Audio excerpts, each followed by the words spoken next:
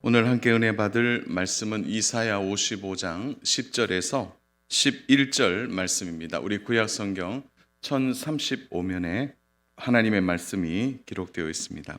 이사야 55장 10절부터 11절 말씀입니다. 우리 두 절 말씀인데요. 우리 같이 우리 말씀을 합독하면 좋겠습니다. 우리 같이 합독합니다.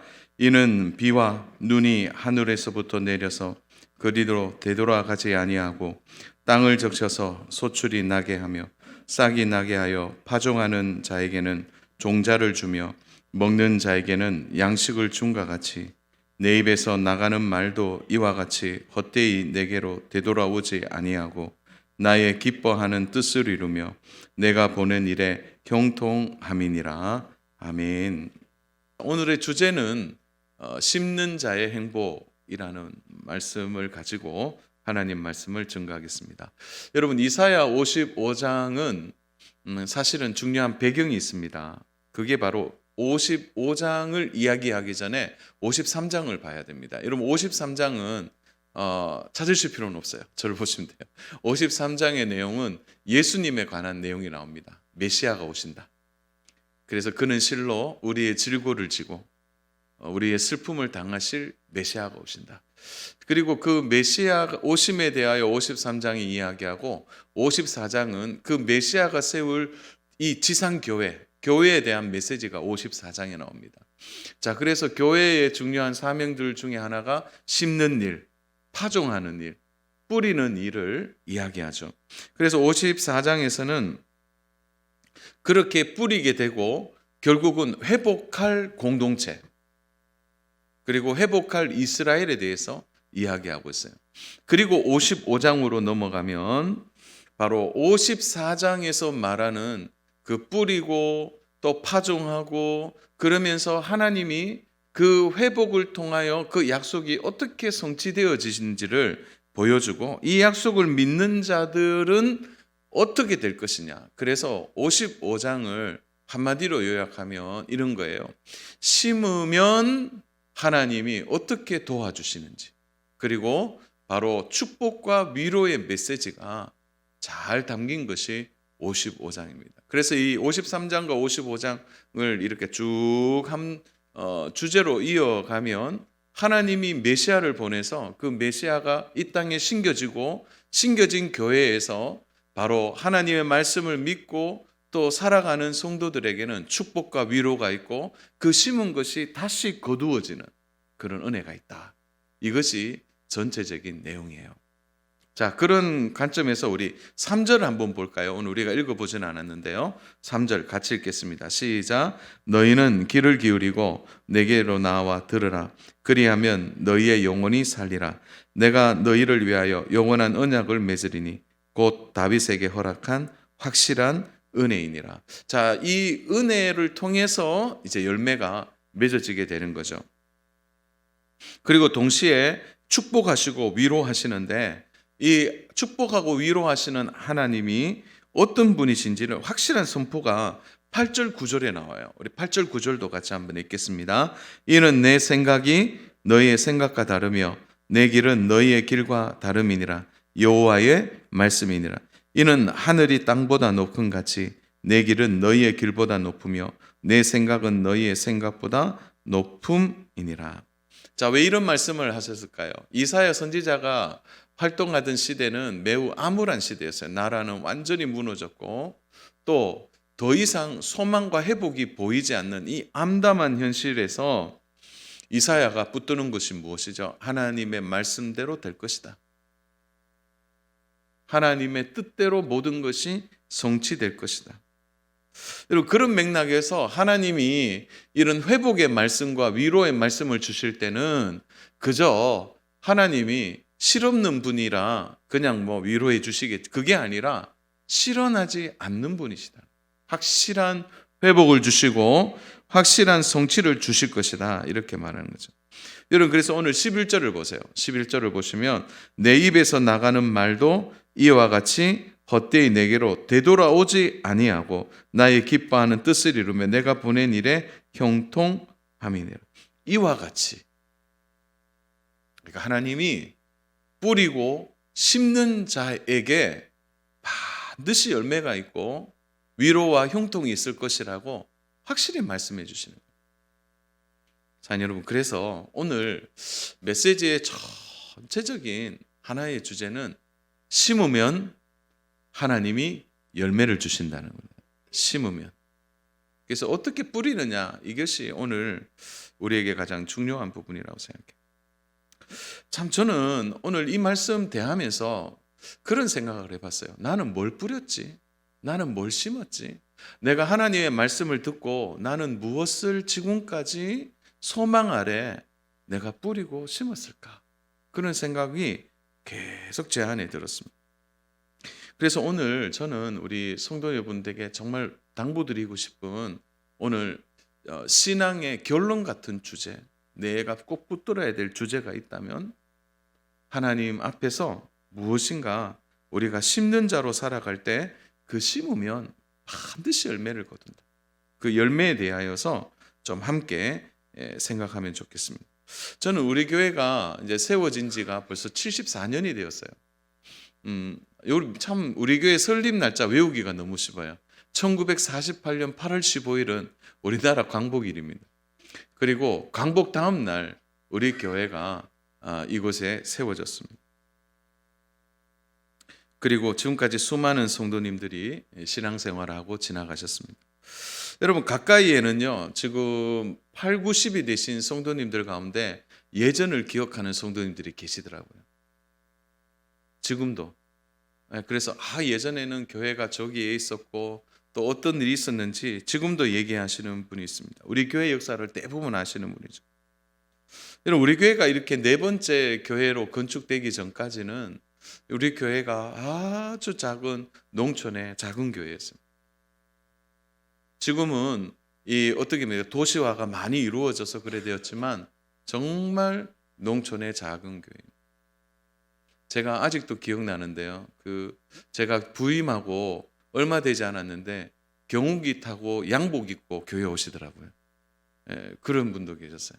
그러니까 그런 어떤 시절의 중심이 있었던, 여러분, 그래서 초가집에서 지금 이런 콘크리트 교회까지, 여러분, 그러면 이런 생각을 해보셨어요? 그때 그 성도님들은 교회가 이렇게 될 줄을 알고 계셨을까요?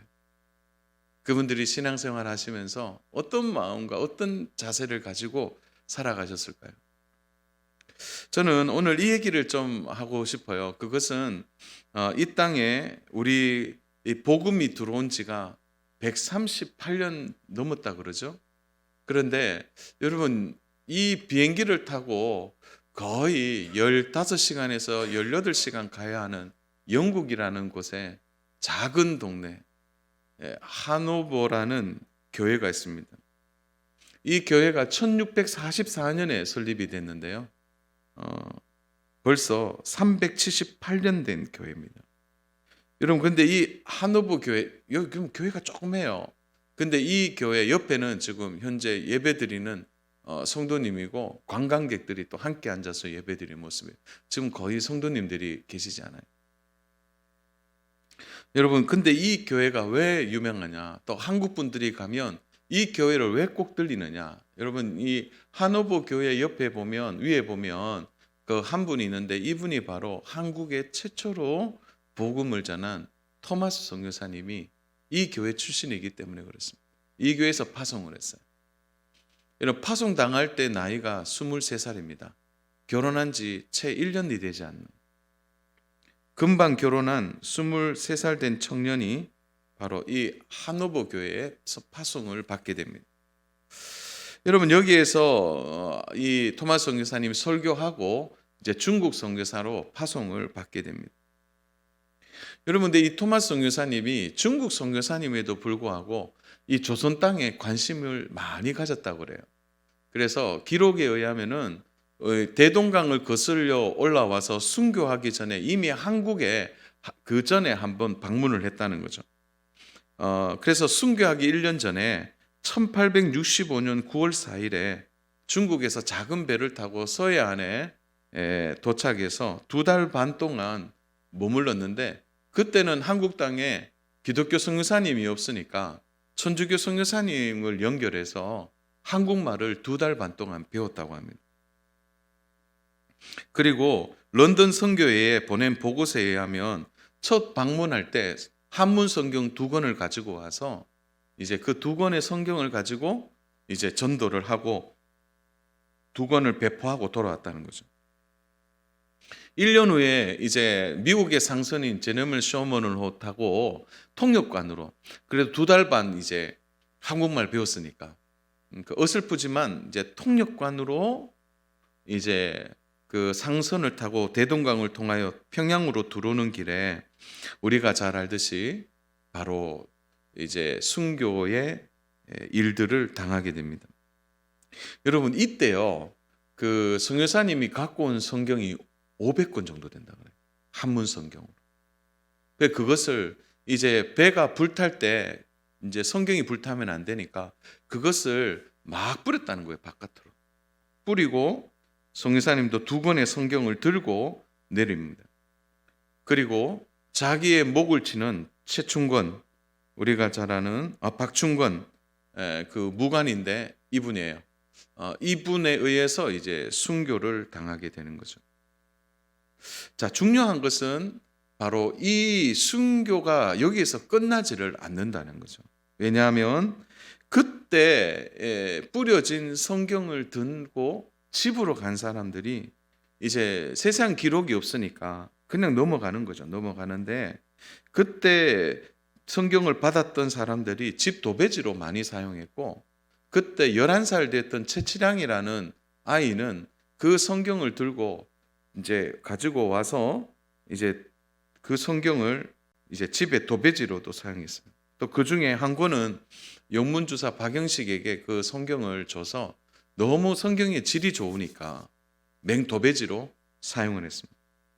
여러분 그때 구경 나온 채치량이요 25년 후에 성인이 되어서 널다리골에 있는 박영식 집을 사게 되고 그것을 여관으로 개조해서 장사를 하게 됩니다. 여러분 근데 그 여관에 누가 머물게 되냐면 마포 삼열 선교사님이 여관에 머물면서 성경이 도배지로 되어 있는 것을 보고 놀라서 채치량을 불렀고 그 자리에서 채치량에게 복음을 전하게 되고 놀란 이 채치량이 복음을 받아들이게 되는 거죠. 그래서 그 여관이 바로 최초의 교회가 되는데 우리가 잘 아는 널다리골 교회가 되고 그 교회가 후에 평양 장대현 교회가 됩니다. 여러분 평양 장대현 교회가 뭐죠? 바로 평양 대부흥운동의 바로 기초가 되고 거기서부터 부흥운동이 일어나게 되는 것입니다. 좀 전에 대동강변에 성경 한 500권을 뿌렸다 했잖아요. 그 중에 뿌려진 걸 가지고 구경 나온 한 여인이 받게 됐는데 20살 된 이신형이라는 이 여인이 성경을 가지고 와서 성경을 읽고 평양 최초의 여자 교인이 되어집니다. 그리고 그의 아들이었던 이덕환도 바로 평양 장대현 교회의 장로가 되어집니다. 여러분 우리는 이런 질문을 할 수 있겠죠. 토마스 선교사님이 뭐 성경을 뿌리면서 어떤 생각을 했을까? 이제 자기의 죽음이 임박해서 이제 손에 있는 성경을 가지고 목이 잘리는 그 순간에 자기의 목을 자르는 자에게 성경을 전해주면서 어떤 생각을 했을까요? 여러분 23살밖에 되지 않는 24살에 순교했지만 이 땅에 와서 어떤 의미에서 보면은 작은 족적을 남기지도 못했잖아요. 성경을 건네주고 미비한 사역으로 끝이 났는데 여러분 한번 되돌아보세요. 토마스 선교사님이 한국 땅이 이렇게 될 줄 알았을까요? 곳곳에 교회가 있을 줄 알았을까요?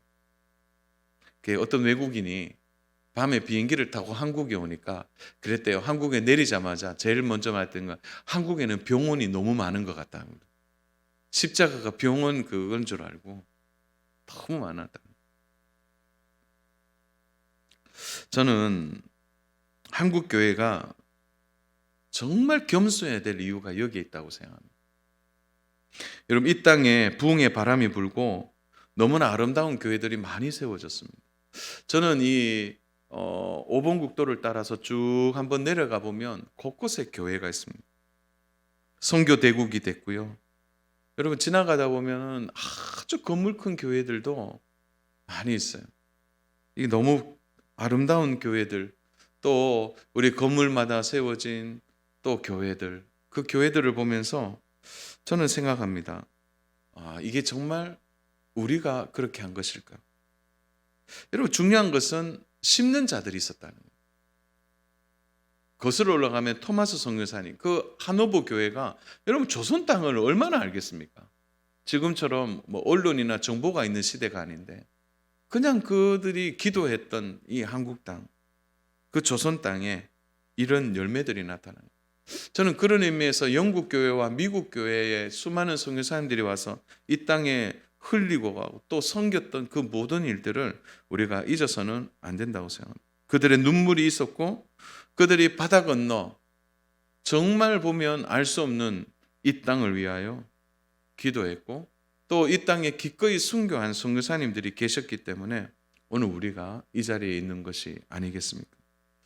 여러분, 그러므로 우리가 또 생각하고 또 생각해도요, 우리에게 잘난 것이 아무것도 없습니다. 그들이 심었고 그 심은 것을 하나님이 거두게 하신 거예요. 그래서 저도 목회자인 한 사람으로서 제가 교회를 섬기지만, 여러분, 지나가는 모든 교회들 볼 때, 특별히 오포지구에 이렇게 보면은 이제 상가 교회들도 있고 또 오래된 교회들도 보면서 고개를 숙일 수밖에 없는 이유는 그 모든 일들을 바로 심는 분들의 눈물과 수고와 기도가 있었기 때문에. 여러분, 그래서 작은 교회들도요, 거기에 수많은 눈물과 기도가 있었다는 것을 잊어서는 안 됩니다.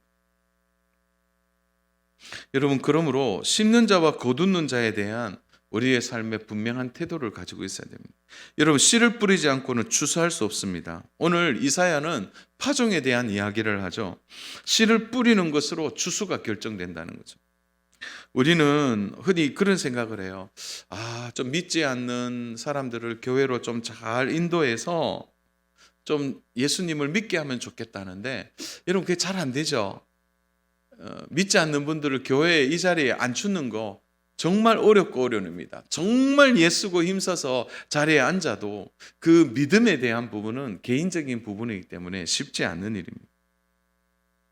여러분, 그러나 그렇다고 해서 여러분, 혹시 이런 생각하는 분 있어요? 내가 전도에 실패한 것 같다. 교회 이 자리에 좀 데리고 와야 되는데 안 데리고 간다고 여러분 실패했다고 생각하세요? 그렇지 않습니다. 여러분, 우리는 심는 자로서 어떻게 해요? 물론 이 자리에 오면 너무 귀하겠지만 우리가 가져야 될 분명한 태도는 심는 자의 태도를 가지는 거죠. 그분이 이 자리에 오는지 안 오는지가 중요하지 않아요. 그걸로 실패했다고 말할 수가 없는 것입니다. 때로는 전도에 대해서는 우리는 좀 지나친 강박관념을 가질 때가 있어요. 전도하면 꼭 열매를 맺어야 되는 거예요. 결과가 있어야 되는 거예요. 내가 이렇게까지 했는데 저 사람 왜 저럴까? 그렇게 벗어나면 안 된다는 거죠. 여러분, 그러므로 오늘 우리가 심는 자의 마음을 가진다면 어떻게 하는 거죠? 계속해서 심는 이 믿음을 가지고 심는 일을 우리가 해야 하는 거죠. 여러분, 그래서 어떤 분은 그래요. 전도는 은사 아닙니까, 목사님? 그래서 은사니까 저는 그런 은사가 없는 것 같습니다. 이렇게 말하는 분이 있어요. 여러분, 근데 성경 어디에도요, 전도가 은사라고 한 적이 없어요.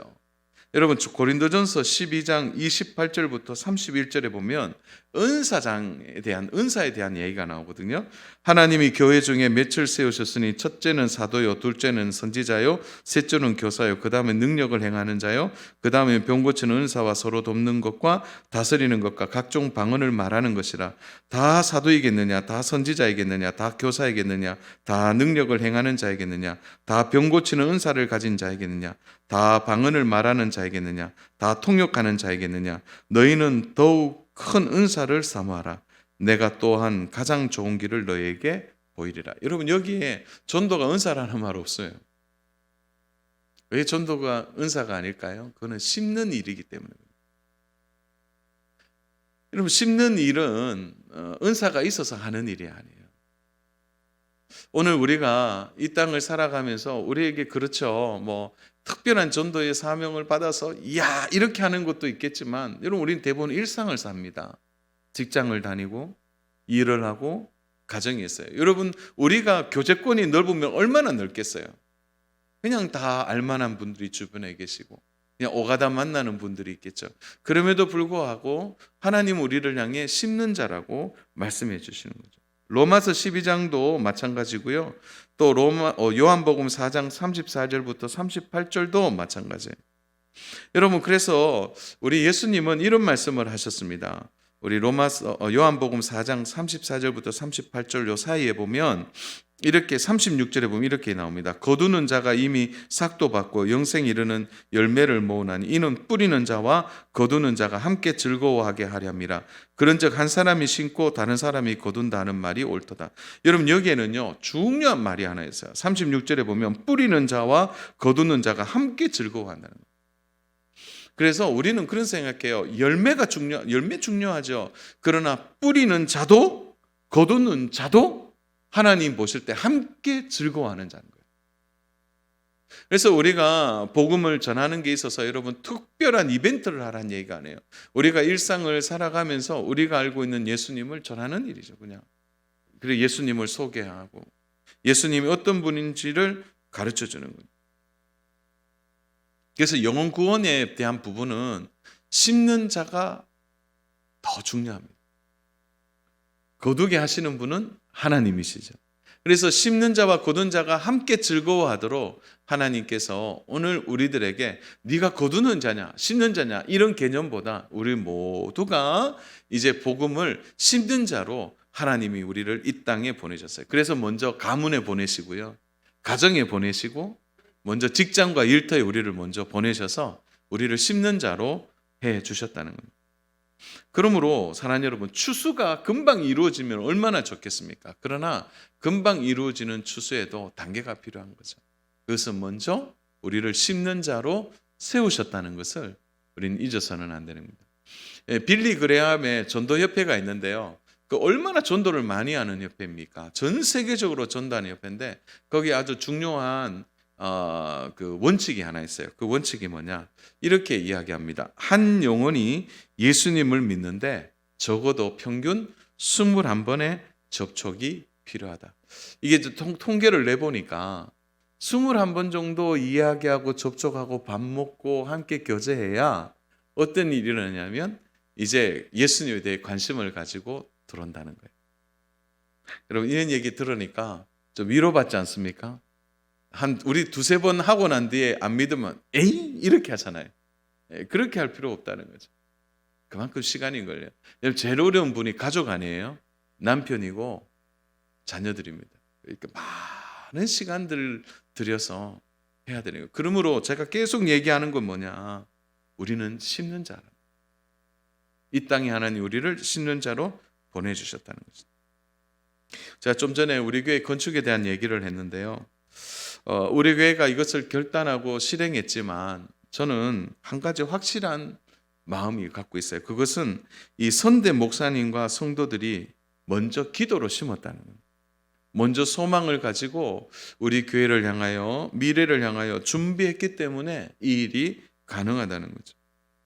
그러나 우리가 일상을 살아가면서 우리의 마음에 어떤 중심을 갖고 있냐면 심는 것보다 거두는 일에 우리가 더 많은 관심을 가질 때가 많이 있어요.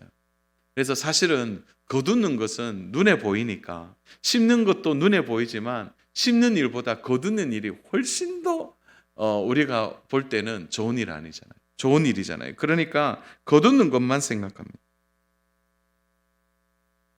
여러분, 그러나 하나님이 다 거두는 자로 우리를 세우지 않으셨어요. 우리의 대부분은 하나님이 심는 자로 세우셨답니다. 저는 우리 교회가 이제 건축을 마무리할 때 그리고 이제 입당할 때 저 칭찬 많이 들었습니다. 그래서 그러더라고요. 목사님 수고 많으셨다고. 그런데 제가 그런 말 들을 때마다요. 저는 1%도 동의하지 않았어요. 저 1%도 동의하지 않았습니다. 저는 왜 그런 마음이 들었냐? 교회가 세워지는 일은 하나님의 일이에요. 하나님이 허락하신 일이에요. 거기에 우리가 쓰임 받는 자들이지 거기에 주체가 될 수 없다는 거예요. 그리고 이미 선대 우리 교회 목사님들과 또 성도님들이 기도했기 때문에 이 일이 이루어진 것이죠.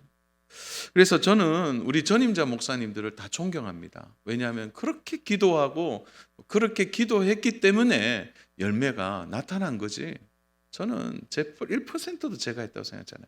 그래서 건축할 때 제가 제일 많이 기도했던 게 뭐냐면 하나님 저 좀 감추어 주세요. 좀. 근데 정말 하나님께 감사한 것은 기도대로 됐어요. 저는 우리 교회는 하나님 영광 받으시는 거지 사람이 영광 받는 거 그는 정말 나쁜 거예요. 사랑하는 여러분, 우리의 심는 것에 대하여 가장 기억해야 될 것은 심는 자는 뭐냐는 거죠. 그래서 하나님이 사명을 주셨기 때문에 심는 일이기 때문에 심는 자는 그것으로 기뻐해야 되고 거두는 자는 바로 거둠에 있어서 겸손해야 된다. 우리가 이것을 안다면 저는 참 하나님 앞에서 우리가 이 땅의 사명을 잘 감당할 수 있다고 생각합니다. 사랑하는 여러분 보세요. 가정적으로 보면 복음을 심는 세대가 있습니다. 아마 여기에 믿음의 한 4대 5대 되시는 분들이 계시죠?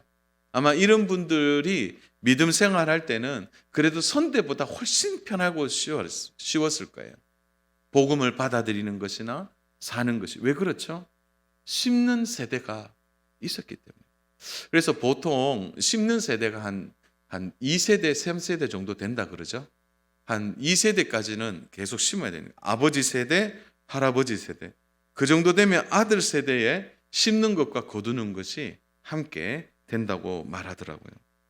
저는 그런 의미에서 어떤 분들은 가정에서 심는 자로 보냄을 받은 분들이 있어요. 그래서 참 고생 많이 하는 분들이 있습니다.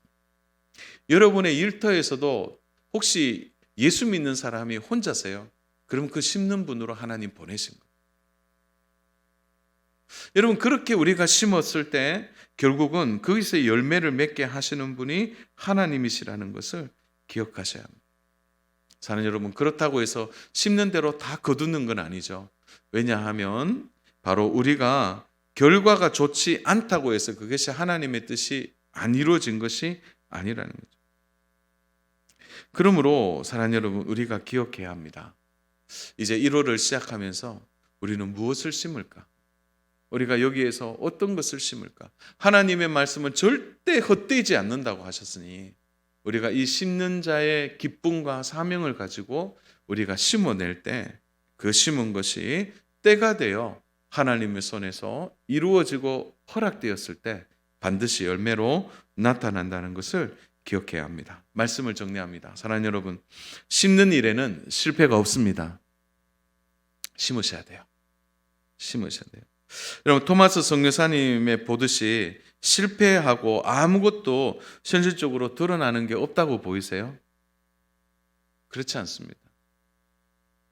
여러분 그분이 심었을 때와 지금 오늘 우리의 모습을 보시면 좋겠습니다. 1893년 4월 22일에 대구의 최초의 선교사님 부에리 선교사님이 왔습니다. 그게 바로 129년 전에 처음으로 선교사님이 대구 땅을 밟았습니다. 여러분 그때 대구 땅이 어떻게 보였을까요? 그분들이 대구 땅에 처음 발걸음 옮겼을 때 어떤 마음을 가졌겠습니까? 그 후에 이제 아담스 선교사님이 오셨죠. 그리고 존스 선교사님이 오셨죠. 그분들이 바로 동산병원의 설립자 아닙니까?